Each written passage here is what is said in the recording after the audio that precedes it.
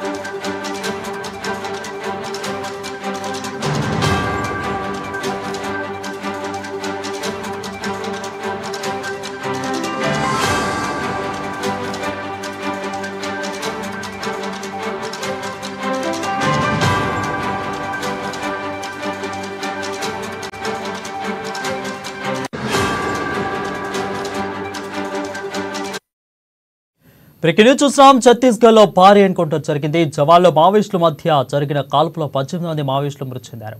ఈ కాల్పులో 3 జవాన్లు గాయాలయ్యాయి. కాంకేర్లో మావోయిస్టులు జవాన్లకు మధ్య కాల్పులు జరిగాయి. ఇక ఘటనా స్థలంలో AK-47తో పాటు ఇతర ఆయుధాలను జవాన్లు స్వాధీనం చేసుకున్నారు.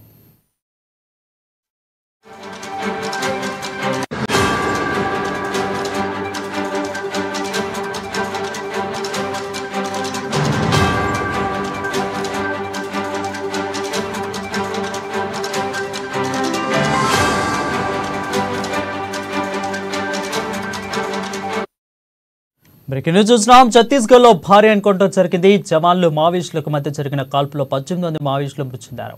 ఈ కాల్పులో 3 జవాన్లకు గాయాలయ్యాయి. కాంకేర్లో మావోయిస్టులు జవాన్లకు మధ్య కాల్పులు జరిగాయి.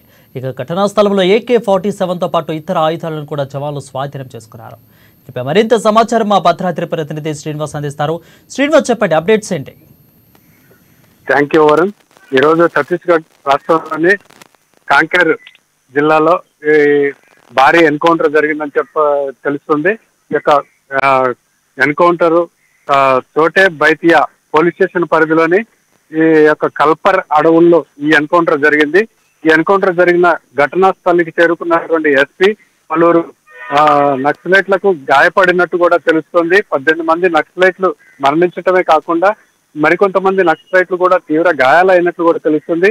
దీంట్లో ఈ యొక్క 3 జవాన్లకు కూడా గాయాలైనట్లు కూడా SP ధృవీకరించారు.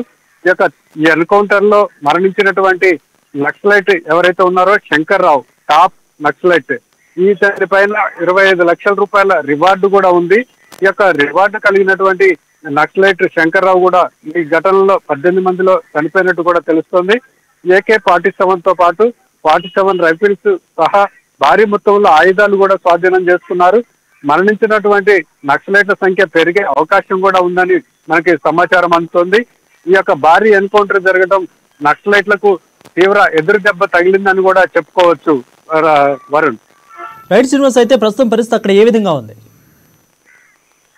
ఇంకా ఈ ఎన్కౌంటర్ అనేది పోలీసులకు నక్సలైట్ల మధ్య జరుగుతూనే ఉంది. ఈ యొక్క ఎన్కౌంటర్ ఇంకా ఈ రాత్రి పొద్దుపోయే వరకు కూడా జరిగేటువంటి అవకాశాలు కనిపిస్తున్నాయి. ఇంకా పూర్తి సమాచారం మనకి ఎంతమంది చనిపోయారనేది కూడా పూర్తి సమాచారం మరికొద్దిసేపట్లో తెలుస్తుంది Varun. Thank you Srinivas for the clear updates.